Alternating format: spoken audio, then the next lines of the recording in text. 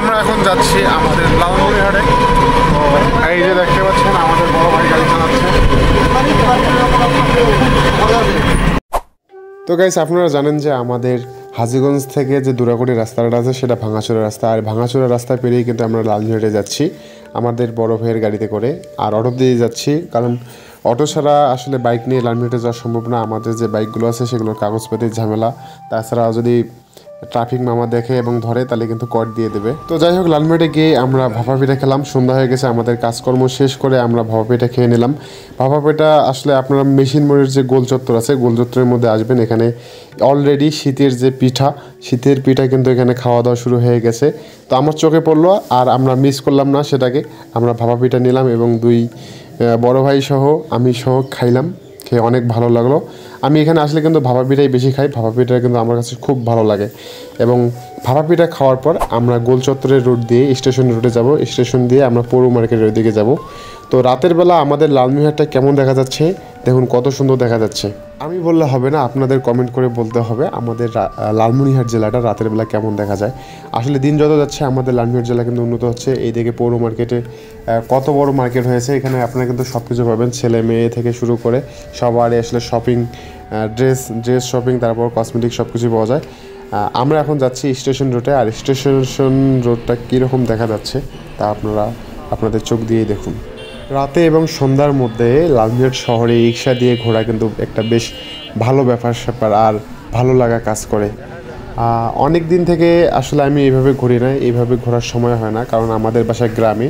আর লালমনিরহাট শহর কিন্তু আমাদের বাসা থেকে মোটামুটি 18-20 কিলোমিটার এইরকম দূরত্ব।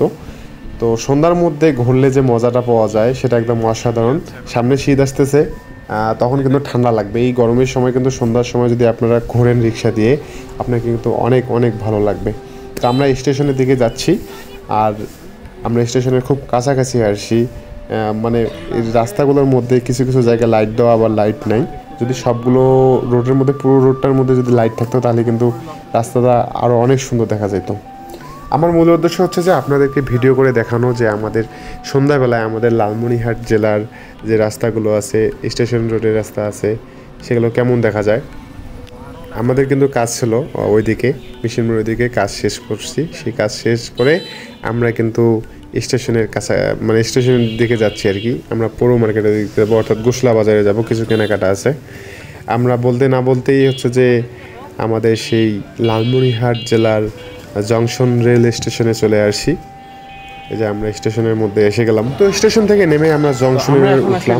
এটা হচ্ছে যে ছোট জংশন। এখন কিন্তু জংশন দুইটা, একটা হচ্ছে ছোট অর্থাৎ আগের জংশন, আর একটা হচ্ছে যে হাই করে তুলছে সামনে, সেটা হচ্ছে যে বড় জংশন।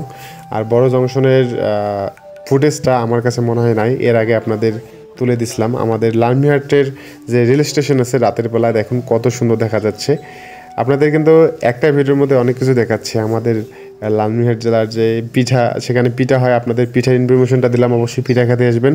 এবং লালমনিরহাটের যে রেল স্টেশনটা দেখা যাচ্ছে মানে রাতের বেলা, সেটাও আপনারা দেখুন। তো যাই হোক, এখানে আমরা দেরি করলাম না, এখন আমরা চলে আসলাম পৌর মার্কেটের ওইদিকে।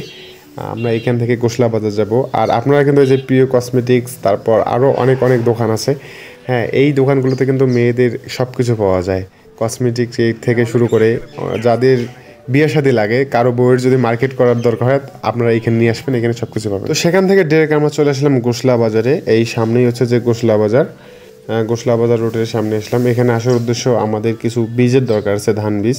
আমরা ধান বীজ নেব এবং ধান বীজ নেওয়ার পর আমরা কিন্তু এখান থেকে চলে যাব। তাছাড়াও অন্যান্য কেনাকাটা আছে। গোসলা বাজার আমাদের লালমনিরহাটের মধ্যে সবচেয়ে বড় মার্কেট বলা চলে। এখানে আসলে আপনারা কাঁচামাল থেকে শুরু করে মাছ মাংস সব কিছুই পাবেন, এমনকি ধান বীজ, তারপর ভুট্টা বীজ, যে কোনো ধরনের বীজ আপনার যদি লাগে এখানে খুচরা এবং পাইকারি মূল্যে পাবেন। যাই হোক, অনেক ভিডিও করলাম, এখন আমাদের বাসা যাওয়ার পালা। আমরা আবারও রিক্সায় উঠলাম। রিক্সায় উঠে বাটামোড়ে এইদিকে আসলাম। বাটামোড়ে এইদিকে কিন্তু আমাদের যে ছেলেরা আছি, ছেলে মেয়ে সবারই কিন্তু পাওয়া যায়, কিন্তু মেয়েদের বেশি ভাই থাকে।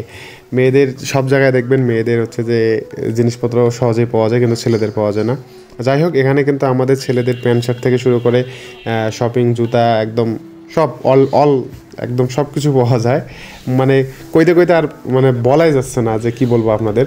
হ্যাঁ, আমাদের লালমনিরহাটের মধ্যে এই জায়গাগুলোতে আসলে আপনারা যদি আসেন, বাটামোড় থেকে শুরু করে গোসলা বাজার পর্যন্ত, সব মার্কেটেই পাবেন আপনারা। তো এই পর্যন্ত আজকের ভিডিও ছিল, আমরা এখন বাসায় চলে যাব। সবাই ভালো থাকবেন, সুস্থ থাকবেন এবং আমার নতুন ভিডিও আসা পর্যন্ত আপনারা অপেক্ষা করবেন। ধন্যবাদ সবাইকে।